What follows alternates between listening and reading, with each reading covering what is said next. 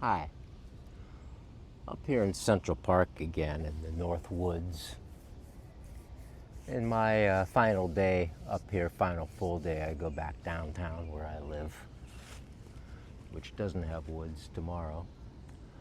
But I wanted to talk about Bartleby the Scrivener by Herman Melville.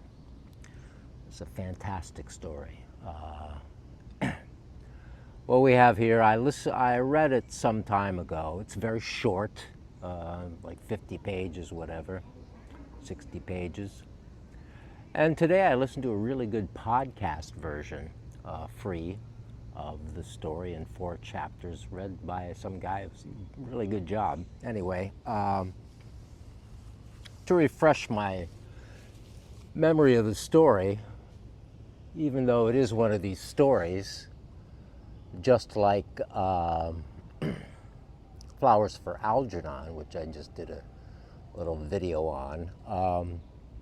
This one is another one of these stories that is an earworm, a story worm, a story that becomes really part of the texture of my life because it becomes that meaningful to me because it's, that great. So, if you don't know the story, what goes on, it's, familiar story. You just walk around in circles until you find a way. Lost people in the park. Anyway, Bartleby the Scrivener. Bartleby is the narrator of the story is this lawyer. And he works down in Wall Street. It's the story of Wall Street. He has an office on Wall Street. This is in the mid 19th century, 1853, this story came out. It's still the Civil War. I mean, before the Civil War, there's still slavery then. So, although it is set in New York, which was a free area then, but a lot of the business structure, a lot of business going on in New York was also wrapped up in the slavery trade that was going on in the South as it was about to really kind of blow up. I guess Harper's Ferry, John Brown and Ray on Harper's Ferry was 59, and then soon after, when he's moldering the grave, the Civil War commences, and everything that went down since then. But he's a lawyer. He says, I don't go to court. I don't argue in court. He's a business lawyer, and he's an older man. He's 60 years old, and he has these scriveners, and I guess a scrivener was necessary for this kind of work because you needed someone to make copies of things by hand. We didn't have Xerox machines, of course, and mimeograph machines or anything like that. There's printing presses, but they weren't going to set all this stuff in type and print it out that way, so they need 4 copies. You have somebody write it out, copy it by hand. So that's what the scriveners do. He already has 3 scriveners working for him. They all have these funny little nicknames that he said that they gave one another. And I thought about one's a ginger nut or something, a cracker nut. I don't remember the funny little names, but they each have these funny little names, and he gives a little bio of each of these people. One of them who works really good in the morning, and by afternoon, after he goes to lunch and comes back, he's kind of like, he's getting drunk. So his work, he has blots of ink on the papers, and his mood is a little bit rougher and so forth. So that's one of the guys, and the other guy is kind of the opposite. He comes in and he's in a little more rough shape in the morning, but he's better in the afternoon. So he gives the breakdown of what these guys are like, and he needs another one, so he puts an ad in, and this is when Bartleby shows up. Bartleby shows up at the door. He's very timid. He's very reserved, and our narrator thinks, oh, this is the guy I want. So he hires Bartleby, and Bartleby does a terrific job for the first 4 days, whatever. And then something starts breaking down with him. Like he gets resistant. He's not. He is given an order, and this is the tagline of the story. I prefer not to, is all he answers. I prefer not to. It's like this video. If you don't want to watch it, you can say, I prefer not to, and go on to the next one. You don't even have to tell me you prefer not to. Well, you can put a comment in the comments that you prefer not to watch any more of my videos, or you prefer not to like and subscribe, which, I don't really care about that much anyway. I'm just here to express myself. So, Bartleby and the lawyer have a odd relationship because, the lawyer, I guess Bartleby impresses him at the beginning, and he is not hostile. He's a friendly fellow, and he's done his work very well in the beginning. But when the lawyer invites him in with the other Scriveners, where they're going to check over copies, that involves the lawyer, I guess, reading over the main copy, and then everybody else looking at the copies of the others to make sure everything is correct, because these are legal documents. They have to be right. So he invites Bartleby in to do this with them, and that's when he gets the first, I prefer not to. And he said, what? What do you mean you prefer not to? This is what we do. This is your job. Come on in and do this. I prefer not to. So, he's completely baffled by this passive resistance. And he says, if this was anybody else, they'd be out of there. But there's something about Bartleby, something about the lawyer and Bartleby. He's like, kind of I think he's really puzzled by him. And, he's not offended by him because of the passiveness of Bartleby. Bartleby is not, he is the supreme passive resistor in literature. I mean, he just says, no, I'm not going to. I prefer not to, and I'm not going to. And that's basically it. He is not, hostile, doesn't yell at people, he doesn't get in fights, he doesn't do anything like that. He just prefers not to.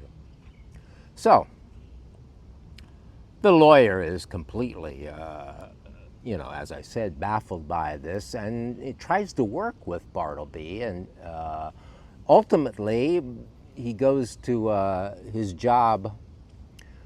A few of the people have keys to the office, and he says, I don't know where one of the keys is. There's 4 keys. I have a key. A couple of the people have a key. I don't know where the 4th one is. And he's going to Trinity Church, which is still downtown, in this big, beautiful black church in Lower Manhattan, Wall Street area. And he says, I'm going to go to, wanted to go into see someone speak at Trinity Church on Sunday. So he goes in on Sunday, where he doesn't normally go in. It's a 6-day-a-week kind of a place. So he decides to stop in his office for some reason. He goes to the office, and he finds Bartleby there. Turns out that Bartleby is crashing in the office. Bartleby basically doesn't have any place to live, so he's crashing at the office. So the lawyer's like, oh my God. So, ultimately he keeps kind of trying to work with Bartleby, and gives Bartleby, lets Bartleby stay in the office for a while until, he gets embarrassed and shamed by other lawyers, other people who come to his office to work. And it's like, this guy's living in your office? You know, what's the deal with that? So that doesn't work out for the lawyer and or Bartleby, unbeknownst to himself, I guess, because he seems to be fairly oblivious to whatever. So he is decides to, instead of trying to evict Bartleby, because he asked him to leave and he won't leave, so instead of trying to evict Bartleby, he decides to move. So he gets another office. And then a little time later, he hears that, well, wait a minute, there's people, the new people are trying to rent the office, say, hey, there's this guy in the office who won't leave, and then after they get him out of the office itself, he hangs around the stairwell and stuff like that. So, you know, Bartleby is a big nuisance and everybody tells him to leave and he says, I prefer not to. Ultimately, he gets thrown into the tombs and well, he, at the end of the story, we have a picture of passivity into the ultimate impassivity, and you know, so you're left with, since we only hear about Bartleby through the lawyer and he doesn't know anything about him, we end up having a blank that we can kind of project our own feelings, I guess, of resistance, of non-compliance onto, since we don't know exactly his motivations for what he does or does not do. We are left with to imagine from the information at hand, which is, you know, a little sparse. And you know, it's fantastic. I mean, this is a great setup, and I love Bartleby, and I love the idea of the strength of this resistance. I mean, what is it? Is it depression? Is it something else? I don't really know, but he prefers not to, and ultimately he stops eating in the tombs where he's put, the jail. And from that, after not eating long enough, well, the inevitable happens. So I guess that's a little bit of a spoiler, but it doesn't matter because it's, you know, you can kind of know what's going to happen with the story. Well, you don't really, it's a surprise, but I've just blown it. So there's a movie of this, modernized, with David Paymer's in it, and what's the other guy's name? I can't think of his name right now. Sort of an indie actor. But there's something about this that gets to me because, you know, something about that, it really appeals to me. And I have elements of Bartleby in myself because, you know, I haven't really had a career. I kind of bounce from one thing to another. After I prefer not to do this, I try to do that, and then I prefer not to do that, and then, you know, sort of like whatever, you know. And as one gets older, and I think that it's not rare for a way for elderly people to, in fact, end their lives. Of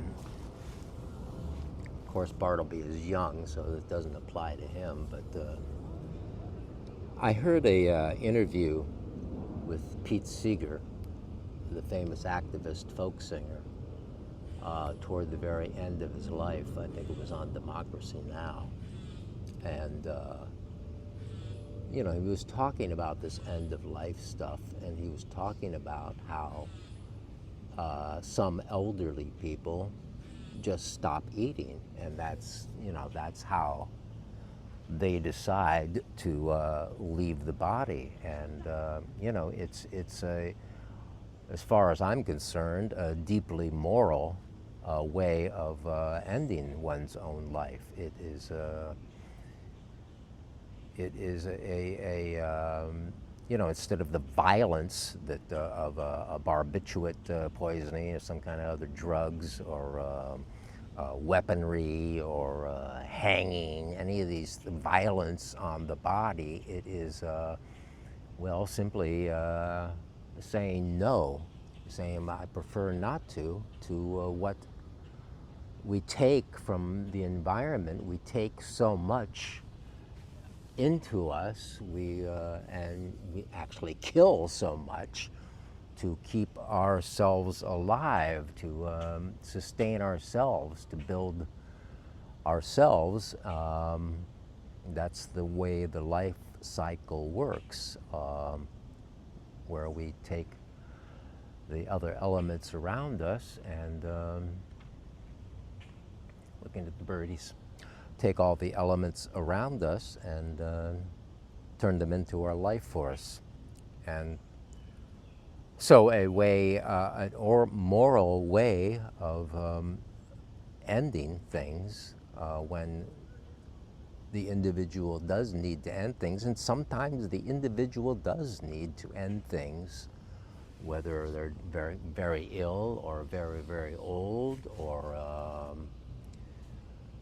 you know, whatever reason, personal reasons. You know, we have we're entitled to a lot of individuality, you know, up to a point.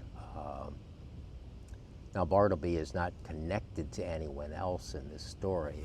His relatives don't come around and say, Bartleby, what's going on? Fix you, you know, whatever, or take you to the mental hospital if there are any, and you know, try to fix him. He doesn't have that. And Pete Seeger, in this interview, talked about a other famous writer and thinker and farmer, Scott Nearing.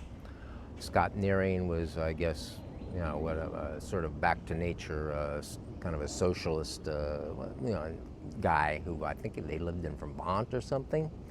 And Pete Seeger was talking about how Scott Nearing actually did that, and you know, in his 90s, whatever, ceased to take nutrition and as a way of ending his own life. And I have a sneaking suspicion that Pete himself might have done the same sort of thing.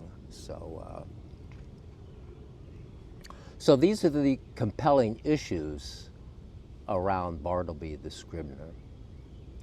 He prefers not to, and he prefers not to with extreme prejudice. He prefers not to the point of not pulling the tit out of his own mouth, refusing the tit of nature, the tit of mommy nature here, whatever, and refuses the nutrition that continues to sustain his individuality, and lets himself drift out into whatever is next, whatever happens to the cells and energy of our bodies, into the next thing that's going to happen, because, you know, all this is temporary. This that you see before you, talking to you, is going to be gone in, what, 5 years, maybe 10 years? If I get a lot of money, maybe 20 years. If I start writing the great American novel and have a point to carry on for myself. But, you know, we are temporary, and we have to face that. And I guess I've talked about these things otherwise in the sort of Buddhist book that I read a few,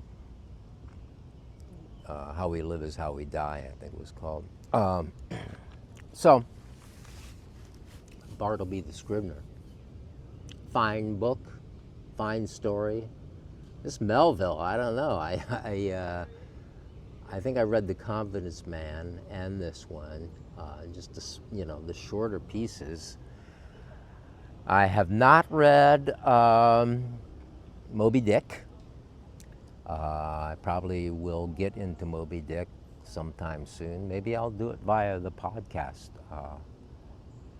thing, like this reader that did Bartleby was really good. So that would be a good way to consume it. Or I might just read the text, or a little combination of the both. But anyway, we'll see what happens with that. There's other books coming up before that for sure. So thanks for watching. Like, subscribe, or prefer not to.